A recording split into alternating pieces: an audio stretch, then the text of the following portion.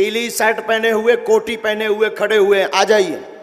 Police ने खोला बाबा बागेश्वर के पर्चों का राज। दोस्तों, क्या आप जानते हैं कि बागेश्वर धाम सरकार जो लोगों की सारी परेशानियों को चुटकियों में दूर कर देते हैं, वो इन परेशानियों को अपनी दिव्य शक्तियों से दूर करते हैं या फिर वो लोगों को धोखा देकर उनका विश्वास जीत रहे हैं। और ये जो पर्चों में लिखते हैं वो क्या सच में सही होता है या फिर ये पैसे देकर अपने ही आदमियों को बुलाते हैं? अगर आप नहीं जानते तो चलिए आज हम बाबा जी का असली रूप आपके सामने लेकर आते हैं। लेकिन मित्रों, वीडियो में हम आगे बढ़ें उससे पहले आप इस वीडियो को लाइक कर दीजिए, क्योंकि फिर आप वीडियो की भावनाओं में खो जाएंगे। इसलिए वीडियो को अभी के अभी लाइक कर दें। आपका ज्यादा समय न लेते हुए वीडियो की शुरुआत करते हैं। दोस्तों, बहुत से लोगों के मन में सिर्फ एक ही सवाल रहता है कि बागेश्वर बाबा सच में हनुमान जी के भक्त हैं या फिर बाबा के रूप में एक बहरूपिया हैं। ये तो आप सभी जानते हैं, आज बागेश्वर महाराज ने बहुत ज्यादा प्रसिद्धि हासिल कर ली है। इतने बड़े से पद पर पहुंच गए हैं कि इनके दरबार में फिल्मी सितारों का आना जाना लगा रहता है। आज सोशल मीडिया पर ये बहुत ज्यादा सर्च किए जा रहे हैं और हर इंसान के मुंह पर इनका नाम है। जी हाँ, अभी कुछ दिनों पहले रिपोर्टर्स बाबा जी का सच जानने के लिए इनके दरबार में गए थे। आखिर ये बाबा जी करते क्या हैं और वो कौन सा उपाय है जिससे ये लोगों की मन की बात जान लेते हैं, ये सब पता लगाने के लिए न्यूज कंपनी से एक मीडिया रिपोर्टर को भेजा गया। लेकिन जैसे ही बाबा जी ने इन बहरूपिया लोगों को देखा, वैसे ही बाबा जी ने इन्हें पहचान लिया और इनका सारा कच्चा चिट्ठा अपने भक्तों के सामने खोल दिया। इसके बाद रिपोर्टर्स को किए गए अपने काम पर काफी ज्यादा शर्मिंदगी का सामना करना पड़ा। गुरु जी के इस अनोखे ज्ञान के आगे रिपोर्टर भी नतमस्तक हो गए और उन्हें भी विश्वास हो गया कि बाबा जी कोई पाखंडी नहीं है, बल्कि उनके पास बहुत सी अलौकिक शक्तियों का ज्ञान है। जो कोई भी बागेश्वर धाम पूरे मन या किसी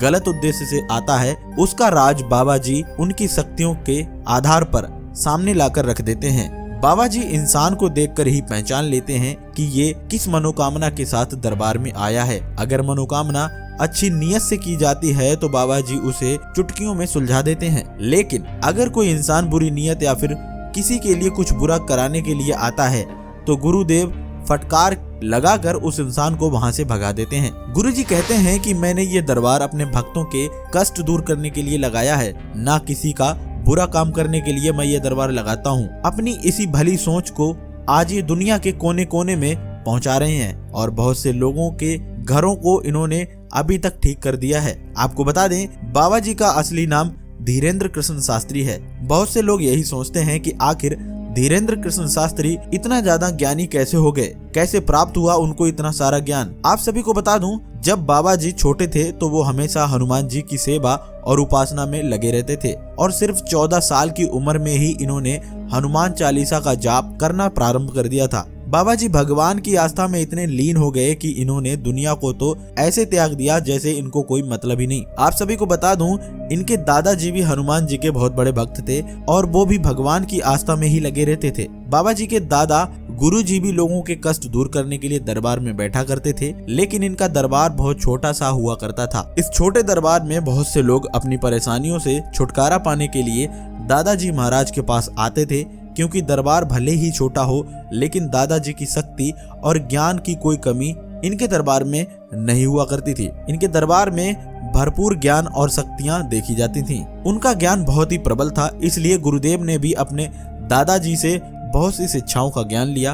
अभी इनकी शिक्षा पूरी नहीं हुई थी इनके दादाजी की, तभी मृत्यु हो जाती है और धीरेन्द्र कृष्ण शास्त्री बिल्कुल अकेले पड़ जाते हैं। इन्हें समझ नहीं आ रहा था कि बाकी शिक्षाएं कैसे प्राप्त करें। बाबा जी को चिंता में देकर बालाजी और इनके दादाजी ने इन्हें साधना का सही मार्ग बताया। भगवान का रास्ता पाकर बाबा जी बहुत खुश हुए, क्योंकि इनके मन में भगवान के प्रति सच्चा प्रेम था। इसलिए इन्होंने बहुत से कष्टों का सामना किया, लेकिन भगवान का दामन नहीं छोड़ा और भगवान की साधना के लिए पहाड़ों पर चले गए। जब इनकी साधना पूरी हुई तो बालाजी ने इन्हें घर पर वापस जाने के लिए कह दिया। इसके बाद ये घर वापस आए और घर में ही लोगों के कष्ट दूर करने लगे। इनकी शक्तियां बहुत ज्यादा प्रबल थीं। इनकी शक्तियों को देखकर लोगों ने इनसे दरबार लगाने को कहा। लोगों की इस मनोकामना को पूरा करने के लिए धीरेन्द्र कृष्ण शास्त्री जी ने अपने दादाजी के दरबार में बैठना शुरू कर दिया। लेकिन इनके दादाजी का दरबार ज्यादा बड़ा नहीं हुआ करता था, इसलिए इनके पास ज्यादा लोग अपनी परेशानियां लेकर नहीं आते थे। जैसे जैसे वक्त बीतता गया, सफलता इनके कदम चूमती गई, अपने दरबार को बड़ा करते गए ये लगातार, जिससे ज्यादा से ज्यादा लोग इनके दरबार में अपने दुख दूर करने के लिए आते गए।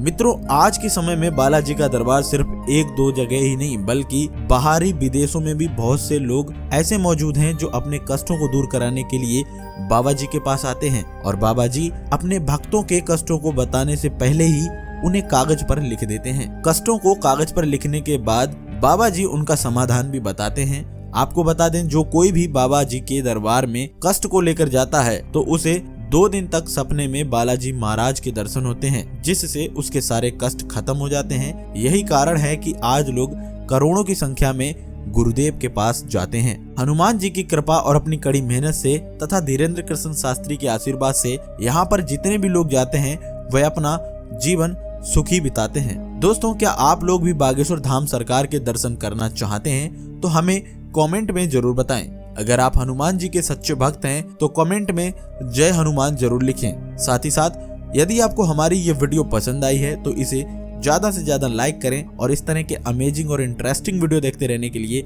आप हमारे चैनल को सब्सक्राइब जरूर करें। धन्यवाद।